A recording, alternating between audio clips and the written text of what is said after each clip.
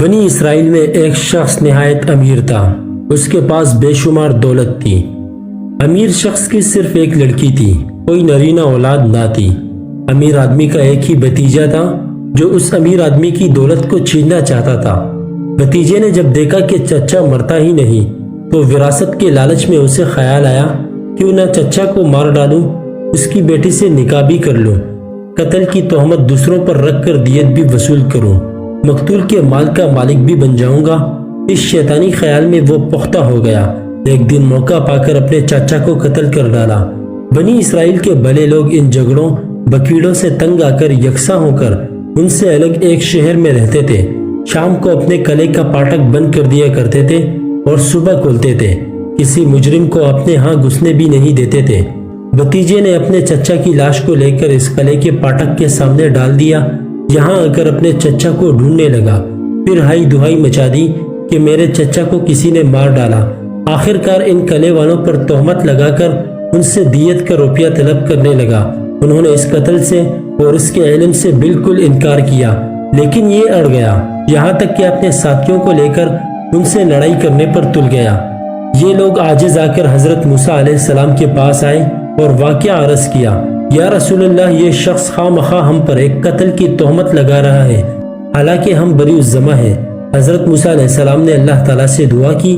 اللہ تعالیٰ نے فرمایا کہ ایک گائے کو ذبح کرو اور اس کے گوشت کے ایک ٹکڑے سے لاش کو ضرب لگاؤ، وہ قتل ہونے والا شخص زندہ ہو جائے گا، تمہیں بتا دے گا کہ اس کو قتل کس نے کیا ہے۔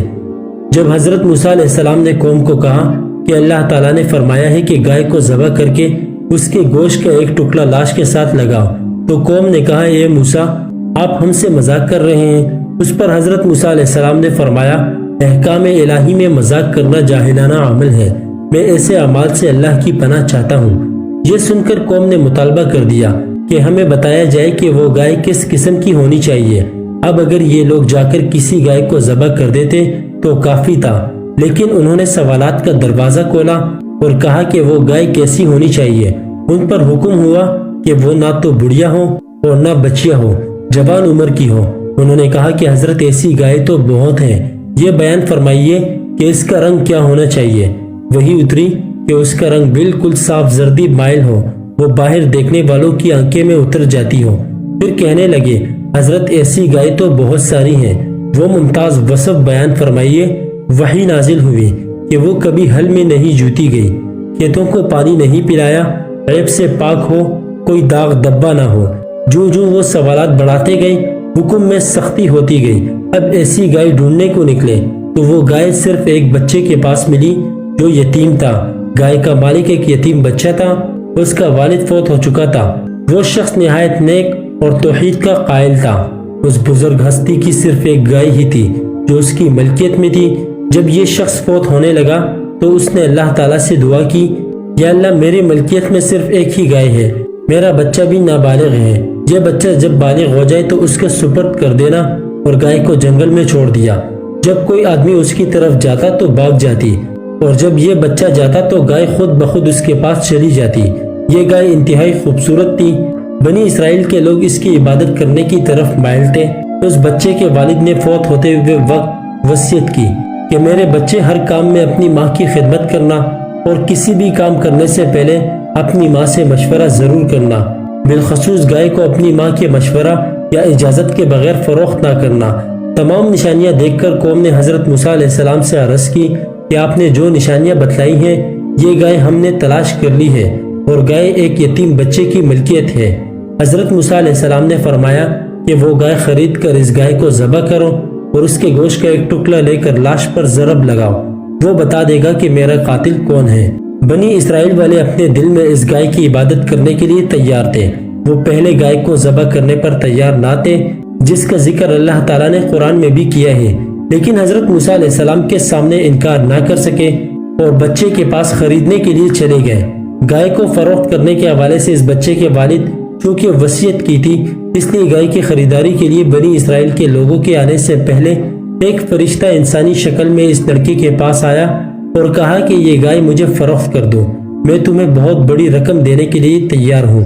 اس پر لڑکے نے کہا کہ میں اپنی والدہ سے مشورہ کیے بغیر فروخت نہیں کروں گا۔ فرشتے نے اس گائے کی اصل رقم قیمت سے دگنی کر کے بتائی، لیکن لڑکے کے انکار کرنے پر وہ فرشتہ رقم اور زیادہ کرتا رہا، مگر لڑکا اس بات پر بضد رہا کہ میں اپنی والدہ سے مشورہ کیے بغیر فروخت نہیں کروں گا۔ آخر فرشتے نے لڑکے کو دعائیں دی اور چلا گیا۔ اس طرح اللہ تعالیٰ کا اس لڑکے سے امتحان لینا مقصود تھا، جس میں وہ کامیاب رہا۔ بنی اسرائیل گائے میں خاص دلچسپی رکھتے تھے اور ذبح کرنے پر رضامند نہ تھے، مگر جب واضح نشانیاں آ گئیں اور حضرت موسیٰ علیہ السلام نے بھی اللہ کا حکم سنا دیا تو قوم کے لیے خریدنے کے علاوہ کوئی اور چارہ نہ رہا، تو وہ لڑکے کے پاس گئے۔ لڑکے نے اپنی والدہ سے مشورہ کیا۔ اپنی والدہ کے مشورے کے مطابق لڑکے نے گائے کے وزن کے برابر سونا طلب کیا۔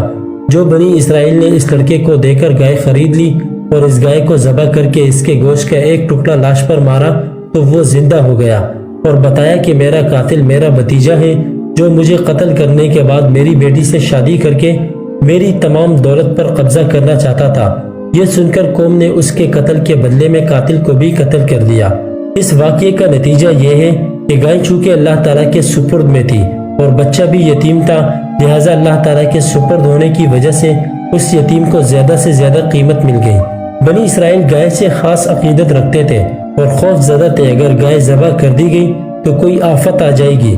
جب گائے کو ذبح کرنے سے کچھ نہ ہوا تو ان کی عقیدت بھی ختم ہو گئی۔ لوگوں کا عقیدہ پختہ ہو گیا کہ اللہ تعالیٰ جب چاہے مردے کو زندہ کر سکتا ہے اور اسی طرح قیامت کے روز بھی مردوں کو زندہ کرے گا۔ اللہ تعالیٰ نے یہ قانون بنا دیا کہ قاتل کسی بھی اپنی مقتول کی جائیداد کا وارث نہیں ہو سکتا۔ قاتل کا پتہ چل گیا ورنہ خون خرابے کا خطرہ تھا۔